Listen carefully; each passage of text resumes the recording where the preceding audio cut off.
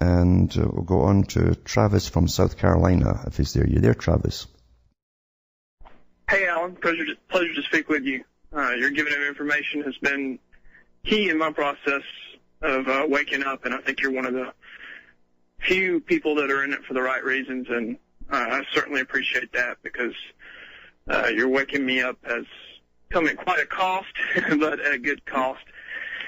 And I wanted to confirm just kind of a personal testimony and story about this global government and how this so-called freedom we have is a sham. Being a business owner in South Carolina, I came to find out that, of course, not too long after speaking out against the tyranny in the government, that my city was under what was called International Property Maintenance Code, in which I was basically fined under this. That's about an 80-page PDF that people can find online. Uh-huh. And you actually, through one of your shows, kind of raised my attention to this, but it was adopted by the city, but it's an international code. I think it's UN mandated. But, you know, I was basically fined for a rip in the canopy where my sign is, and was almost completely shut down over a tear in a canopy in what's supposed to be, of course, a free republic, a free society, operating under International Property Maintenance Code. You know, of course, we didn't get a vote on this or anything like that. The city adopted it. Yeah. Hold on, I'll come back after this break. Hi folks, we're back and we're cutting through the matrix, and we'll see if Travis is still there. You're still there, Travis?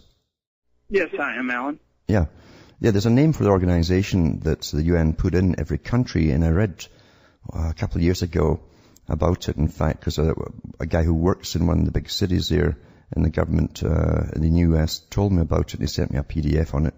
But they are even going around rural areas too. One guy got fined thousands of dollars for having a leaky downpipe off his roof, you know, and crazy things like that.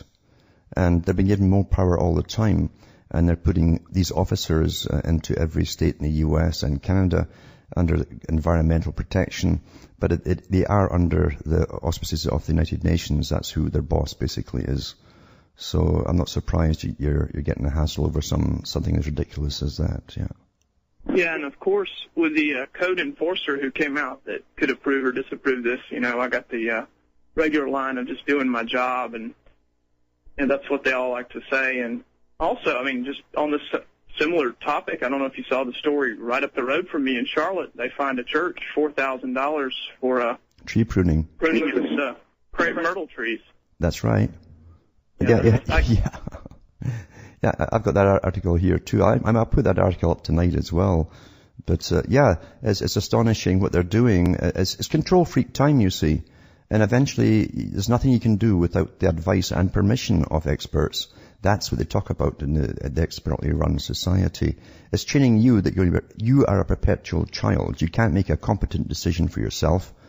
You need the experts, and here they are. And if you go against them, they're going to find the bejesus out of you, which they do.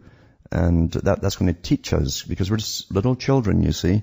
We're just silly little rebellious children who can't make decisions for ourselves. And this is the world that they're bringing in because we let them bring it in. Yeah, certainly. And if I could ask you one question I was interested in, I've heard you talk a lot about tribal cultures and of course, you know, governments and how government's an idea.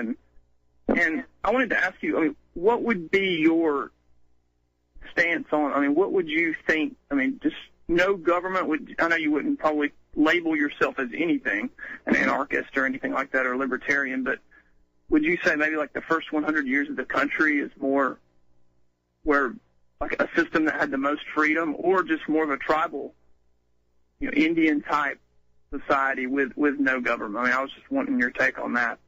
Well, there's no doubt about it. The ones that are still tribal today, there are tribal societies. They still live, and they're pretty well independent for everything that they need. They've all to be crushed eventually, of course. But it's true enough. After the American War of Independence, you didn't have the bureaucrats, the organization, the government, the taxation to pay for it all either, to go out into the woods and start taxing every little hut that was put there. It's when when this odd thing they call civilization comes in. This is what they call civilization. We're civilized now. In come the lawyers. They get into the government. They expand. They want committees and associations to deal with everything. Taxes must be brought in eventually to pay for it all, because they've always got great, wonderful ideas on how things should be run and how their pockets should be filled. And it's under law. This thing called law just goes rampant like a cancer until we are here today. You can't prune a particular tree because you'll get fined for it. You can't have a leaky downspout from your roof or a torn canopy or anything like that. This is the craziness that we allow to happen, because we are not under any kind of representational government. We're not under any kind of democratic input. And we never really were since this thing called civilization took over. But thanks for calling. Alan. Thanks for calling. From Hamish myself from Ontario, Canada, it's good night. May your God or your gods go with you.